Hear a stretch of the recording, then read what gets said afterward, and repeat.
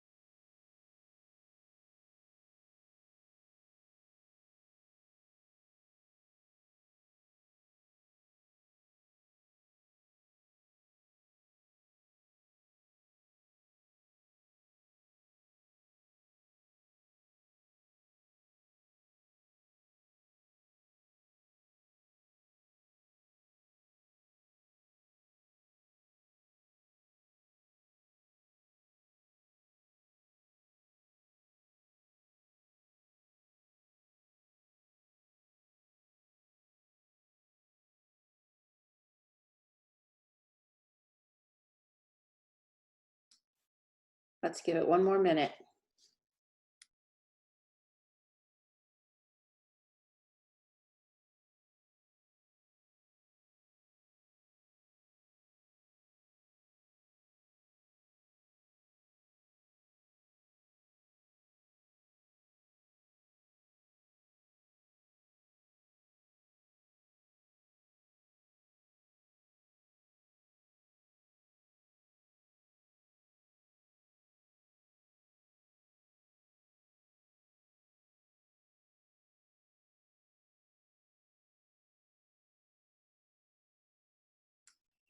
All right, good afternoon. Hi, Sarah. It looks like you have, you get a prize for, for signing in right at noon. Congratulations. I wouldn't have Welcome. remembered if I didn't get the email. What's that? I wouldn't have remembered if I didn't get the email. And we may have some more people joining, but that's okay. Whether it's 1 or 20 or 50, we're just happy to be able to answer any questions you might have. And the whole point of this session is just to have folks from across the college on the academic side who would be here to be able to answer any questions students might have, make sure everyone understands the latest policies, because there have been so many communications coming out, and some of them have resulted in some questions that the students had. So part of it is also to just check up on our students and see how everyone's doing, see how the remote learning is going, and whether there are any challenges or issues. So that's really what this is about. So I guess we'll start with how are things with you? I mean, they're good. Extroverts are not meant to live alone. I've learned that. A lot of people are learning that. And, you know, that's part of the value of an in-person college education, is to just have all of those personal connections. And we're all missing that, let me tell you. Hello, Cameron. Thank you for signing on. Feel free to share your video if you would like. You just click the little video icon. So how is that remote learning going? Is it going okay? Are there any particular challenges? It's actually the remote learning. When we first started doing it, I thought there were going to be a lot of like little hiccups. It was actually a lot better than I thought it was going to be. The only issue we've run in so far is the fact that oh, I can't remember his name now. Why can't I remember his name? Hassler got eye surgery, so it's a struggle for him right now to be doing this type of learning. It would be a struggle for him in classes too, but that's about the only hiccup that we've had. And Dr. McFarland has been in communication with Dr. Hasler as well about that, to make sure that we're helping him and supporting that effort, because that is absolutely a huge challenge. Okay, Cameron, how are you? I just explained right before you popped on that there's no real agenda here. The whole purpose is just to be here to answer any questions you all might have. I see some more folks are jumping in, and that's great. So do you have any questions about what's going on, about some of the policies, anything at all that we can maybe help you with? Any of you?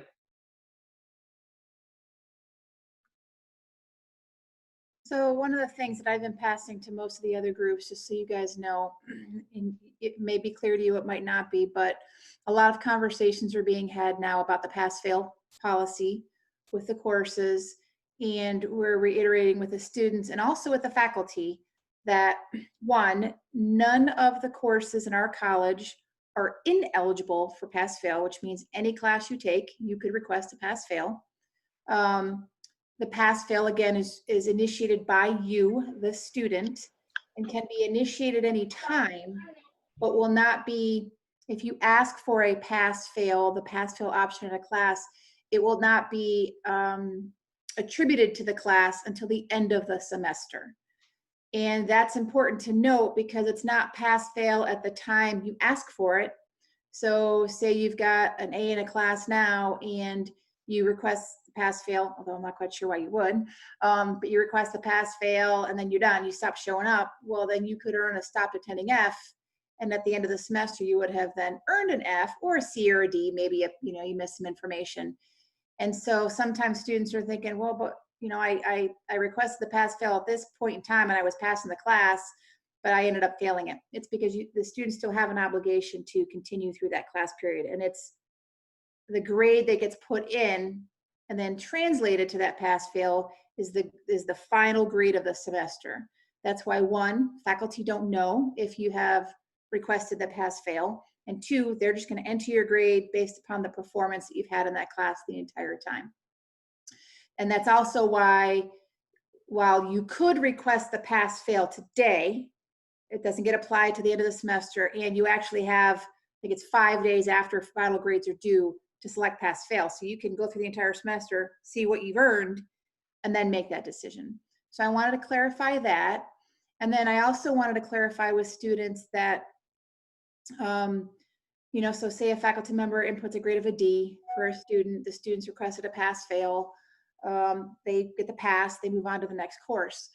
If that class that you're in is a prerequisite course for something else, and some of the courses in our college, you have to have a C or better, and even some of the math or physics, you have to have a C or better to progress. If you are allowed to accept a pass fail and you got a D, you'll still be allowed to progress. It's not going to hold you up. You're not going to not be allowed to register for the follow-on course.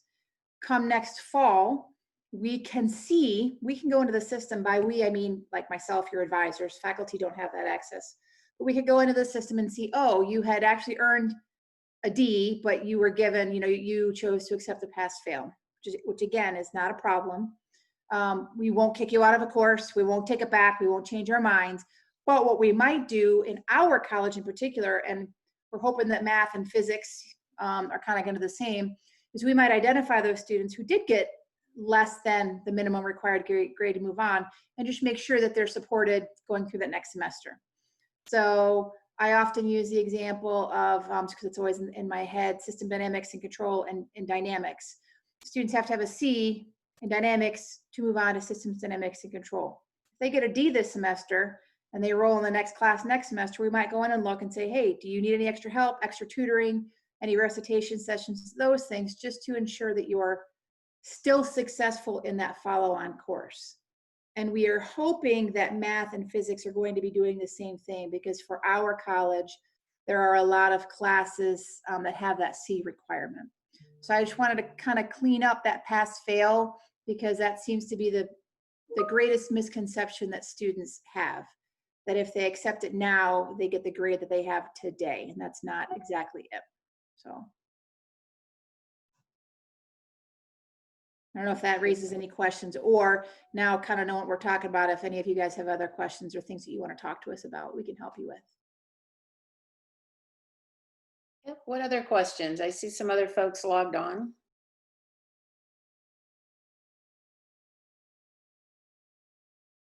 All right.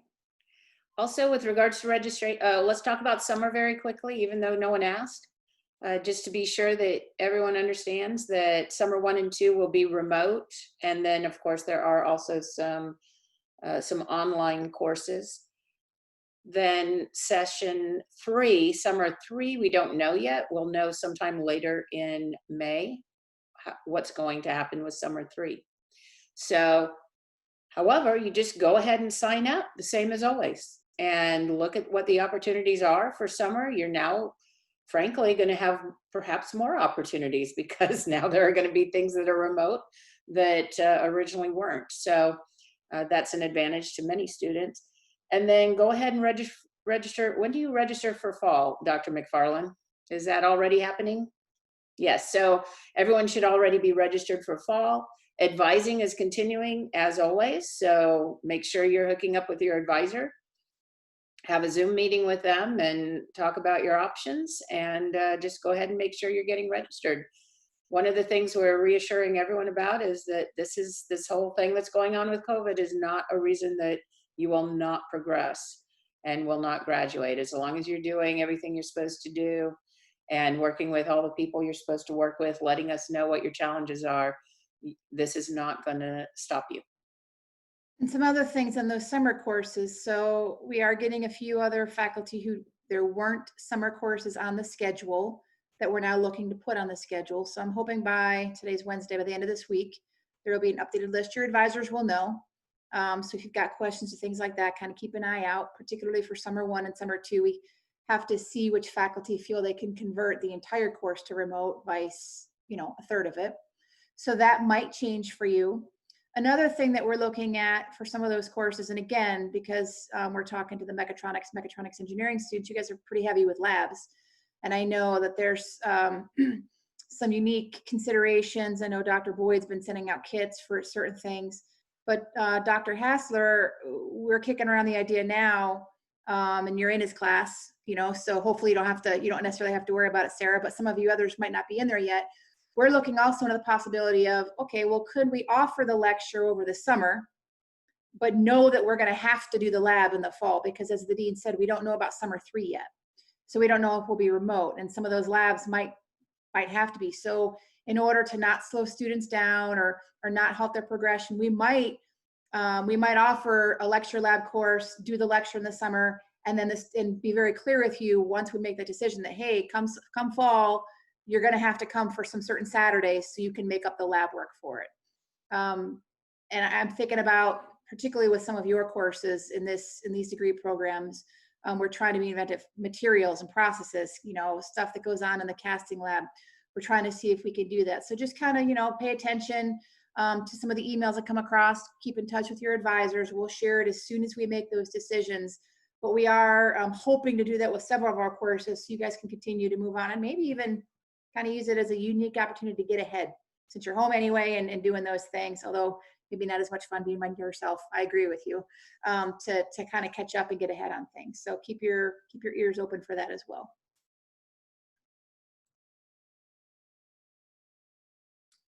All right, great. Any questions, concerns, issues? All right, if anything materializes later, you think of something that didn't come up now, reach out to one of us, Dr. Stringer, one of your advisors, Dr. McFarland, me, whoever, we will get the answer for you. All right? Thank you. Thank you. Stay healthy. Bye-bye.